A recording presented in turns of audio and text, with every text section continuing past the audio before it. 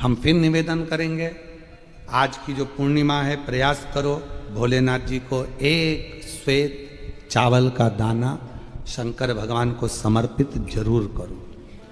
और रात्रि के समय पर जब चंद्र पूर्ण आनंद के साथ में हो, और यदि कोई शरीर में बहुत ज़्यादा कोई रोग ग्रसित हो गया है, कोई चर्म रोग हो गया है, कोई शरीर में कोई भयंकर रोग हो गया है, तो छोटी सी बेलपत्र शंकर भगवान पर चढ़ी हुई चंद्रमा की रोशनी में चंद्रमौलेश्वर महादेव का नाम लेकर औषधि के रूप में उसको चबा चबा कर खा लो।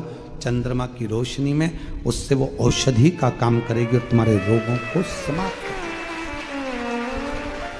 चंद्रमौलेश्वर महादेव का स्मरण करें। कौन से महादेव? चंद्रमौलेश्वर। और चंद्रमौलेश्वर महादेव की। चंद्रमौलेश्वर शिव उपासना ये बहुत और आज तो पूर्णिमा है, बाबा की बड़े आनंदमय स्वरूप है। चंद्र की रोशनी में आप लोग तो खीर खाते ही हो, पर साथ में एक बेलपत्र का प्रयोग भी जरूर कर कर देखो, वो आपकी जिंदगी में ना जाने कितने रोगों को समाप्त कर देगी, कितने रोग। और वो बेलपत्र छोटी लेना, ज़्यादा बड़ी बेलपत्र नहीं लेना, छोटी सी बेलपत्र लो, शिव पर चढ़ी हुई श्री शिवाय नमस्तुभ्यम बोलकर चंद्र पूर्णता में जब हो, रात्रि के समय पर एक बेलपत्र चंद्रमौलेश्वर महादेव का नाम लेकर उसको चबा चबा कर खाओ। जिसको खाने पर मुंह में छाले हो जाते हैं या छार छार हो जाता है तो उसको पीस लो, पीस कर बाहर बैठकर गोली लेकर उसको पानी से निगल जाओ, पर उसको खाओ औषधि के रूप।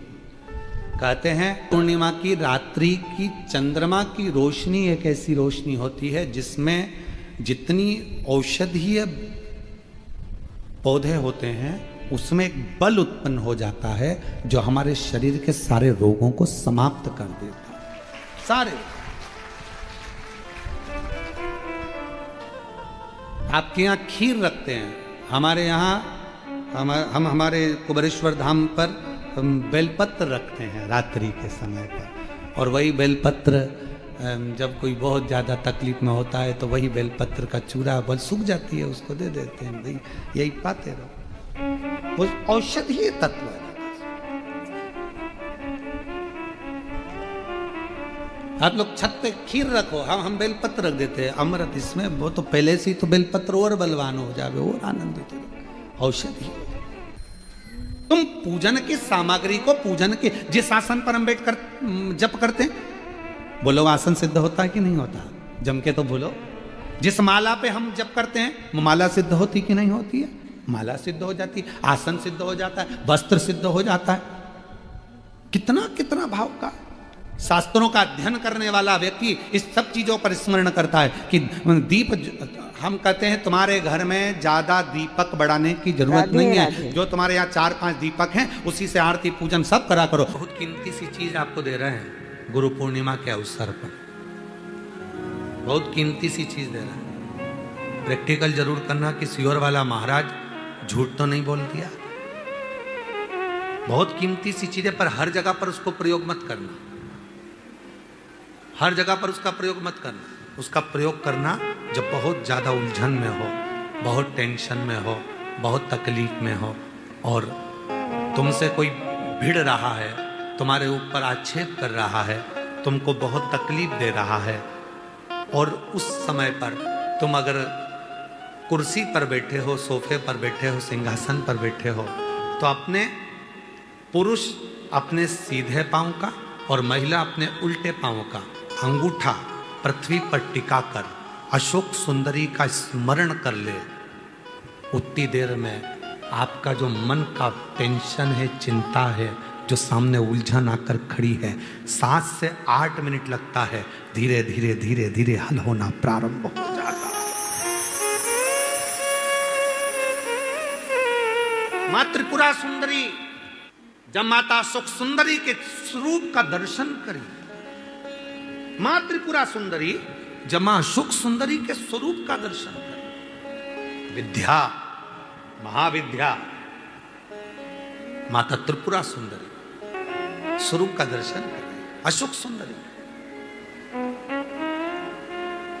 और किस समय पर दर्शन करा? जब मां पार्वती की गोद में माता अशोक सुंदरी बैठी हुई थी। और माता पार्वती जी की गोद में जब अशोक सुंदरी बैठी हुई थी और त्रिपुरा सुंदरी को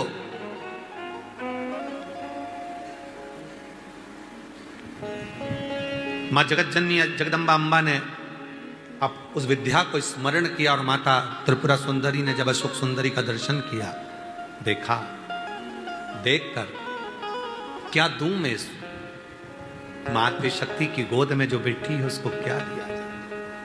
त्रिपुरा सुंदरी जी कहती हैं कि हे देवी अशोक सुंदरी, तुम मेरे त्रिपुरारी की पुत्री हो और मैं त्रिपुरा सुंदरी मेरे त्रिपुरारी का स्मरण कर कर कहती हूं, संसार का कोई मनुष्य जब अपने पैर के अंगूठे को भूमि पर स्पर्श करेगा, उस समय पर पंजा एड़ी सब ऊपर होता है, अंगूठा केवल थोड़ा सा अंगूठा पांव का स्पर्श होता है। उस समय पेड़ी ऊंची, पंजा ऊपर, पांव का नीचे का जो भाग, खड़ा भाग नहीं, नीचे का भाग भूमि पर स्पर्श होता है। और उस समय पर जो अशोक सुंदरी तुम्हारे नाम का स्मरण करेगा और जो उस स्मरण में पाएगा, त्रिपुरा सुंदरी कहती है मैं स्वयं त्रिपुरा सुंदरी उसकी उलझनों को समाप्त कर कर उसके जीवन को खुशियों से भर। ये त्रिपुरा कह रही है, ये विद्या कह रही है मां त्रिपुरा सुंदरी।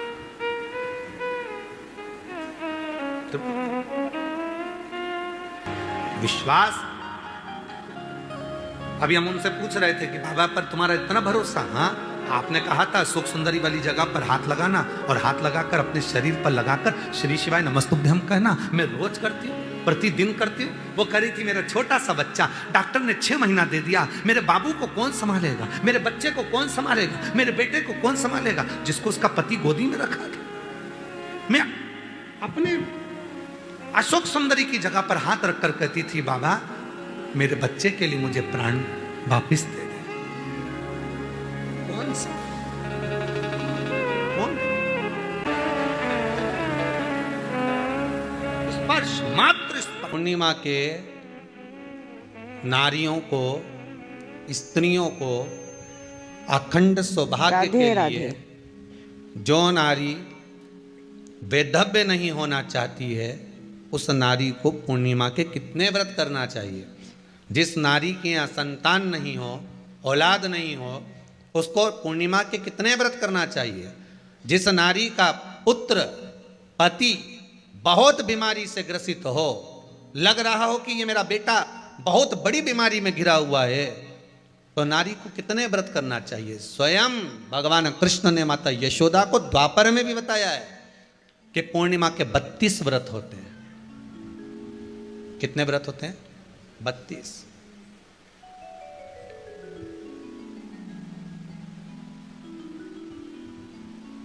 स्वयं भगवान कृष्ण यशोदा रानी को, माता यशोदा जी को भी बता रहे हैं 32 व्रत। अब आपको किसी ने बता दिया होगा कि 8 कर लो, 7 कर लो, 6 कर लो, 12 कर लो, इसलिए आपने बोला कि 12 कर लीजिए, 32 कर लीजिए। अरे यहां तो द्वापर की कथा भी कहती है। यशोदा जी ने एक बार भगवान कृष्ण को रोक कर कह दिया, ए कन्हैया रुको। कन्हैया बोले बोलो मां क्या बात है? कन्हैया जरा रुकिए, इधर आओ जरा। भगवान कृष्ण आए। हाँ मां बोलिए। किस जगह का प्रसंग है ये? जिस समय पर राधा रानी कुरुक्षेत्र में नंद बाबा और यशोदा जी को लेकर कुरुक्षेत्र के कुंड में, ब्रह्म सरोवर में स्नान कराने के लिए लेकर जाती है, ग्रहण का समय पर।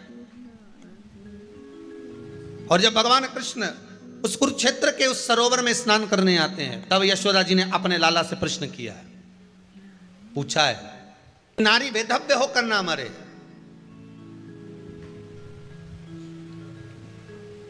उसका पति कोई रोग से ग्रसित ना हो, उसका पुत्र किसी रोग में ना पड़े।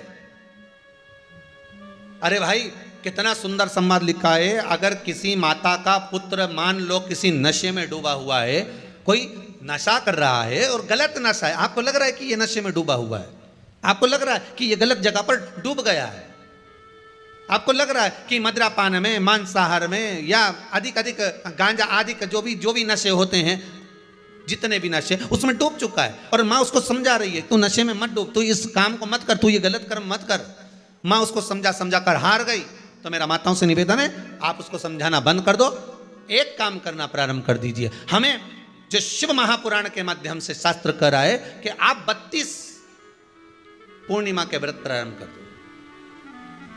उसमें करना क्या है आपको, केवल जिस दिन व्रत रहे रात्रि के समय पर कोई भी मीठा कुछ भी सामग्री आप चंद्र की रोशनी में, चंद्र को अर्घ देने के बाद, पूजन करने के बाद उसको रखो, और वही सामग्री जो नशा कर रहा है उसको पूर्णिमा के दूसरे दिन उसको खिलाओ। आप धीरे धीरे खिलाना चालू करेंगे, जिस नशे में वो डूबा हुआ है उस नशे से वो छूटना प्रारंभ हो जाएगा। 2 पूर्णिमा व्रत करके तो देखो, तीसरे में तुम्हें जरूरत ही नहीं पड़ेगी, धीरे धीरे आप रुक, वो छूटना प्रारंभ हो जाएगा। स्वयं भगवान कह रहे हैं, यशोदा मैया ने कन्हैया को रोक लिया कुरुक्षेत्र के उस मैदान में, और भगवान कृष्ण का दर्शन माता यशोदा जी करी। बहुत बहुत दिनों के बाद माँ को, आज माता यशोदा को लाला का दर्शन हुआ, बहुत समय के बाद, जानने के बाद, बहुत समय के बाद। इसलिए निवेदन है, महालक्ष्मी पूजन करने वालों, लक्ष्मी जी की पूजन करने वालों, माता लक्ष्मी का स्मरण करने वालों, थोड़ा सावधानी से स्मरण करिएगा।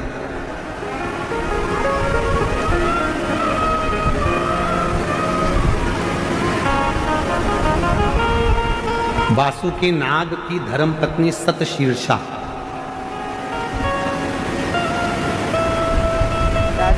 कौन की पत्नी है? सतशीर्षा वासुकी नाग की पत्नी सतशीर्षा। शिव जी के गले में जो नाग पड़ा रहता है, शंकर जी के गले में जो सर्प होता है, उसकी पत्नी का नाम है सतशीर्षा। बोलो जरा, नाम बोलो, आवाज नहीं आई। सतशीर्षा, ये वासुकी नाग की धर्म पत्नी है, जो शंकर जी के गले में नाग पड़ा है उसकी धर्म पत्नी।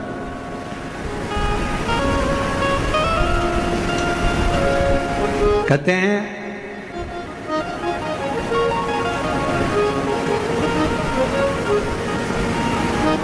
जब गर्भाशय के अंदर, पेट के अंदर या गर्भाशय के अंदर कोई गांठ पड़ जाती है, कोई गठान आ जाती है या पथरी हो जाती है, तो दुर्वा का जो दुर्वा बोलते हो, दूब बोलते हो उधर, जो हरी हरी दुर्वा होती है, गणेश जी को चढ़ती है दुर्वा, एक दुर्वा, एक बेलपत्र शिव जी के शिवलिंग पर चढ़ाकर वासुकी नाग का स्मरण कर कर सतशीर्षा माता का नाम लेकर यदि प्रातः के समय पर वो बेलपत्र और वो दुर्वा खाना प्रारंभ करा जाए तो लगभग 20 से 22 दिन लगते हैं, और गर्भाशय में कोई गठान हो, पथरी हो, तो वो धीरे धीरे गलना प्रारंभ कर देती है। सतशीर्षा नाम की इतनी महत्व, और सतशीर्षा नाम यहां भी काम आता है जब कोई नारी के, स्त्री के रजस्वला धर्म की कोई तकलीफ हो, नारी को रजो धर्म से जुड़ी हुई कोई प्रॉब्लम हो, रजो धर्म से जुड़ी हुई, रजस्वला धर्म से जुड़ी हुई, 15 दिन 20 दिन तक रजो धर्म ही जा रहा हो, या रजो धर्म से जुड़ी हुई कोई प्रॉब्लम हो, या रजस्वला धर्म से जुड़ा हुआ कोई भी कारण हो, या पेट में दर्द हो, या तकलीफ हो, या कष्ट हो, तो केवल सतशीर्षा का नाम लेकर यदि शिव जी के शिवलिंग पर, जरा समझिएगा, जैसे ये शिवलिंग है और शिवलिंग है, सतशीर्षा का नाम लेकर अशोक सुंदरी वाली जो जगह है, यहां से जल चढ़ाते चढ़ाते शिवलिंग के चारों तरफ 7 बार यदि जल की धार लगाई जाए और उसी का जल झेलकर नंदी के पास बैठकर सतशीर्षा का नाम लेकर अगर पिया जाए तो रजो धर्म से जुड़ी हुई जितनी भी तकलीफ हो, रजस्वला धर्म से जुड़ी हुई जितनी भी तकलीफें होती हैं, वो धीरे धीरे समाप्त होने लगती है। सतशीर्षा, वासुकी नाग जी की धर्मपत्नी का नाम है सतशीर्षा। शिव की बड़ी उपासक है सतशीर्षा।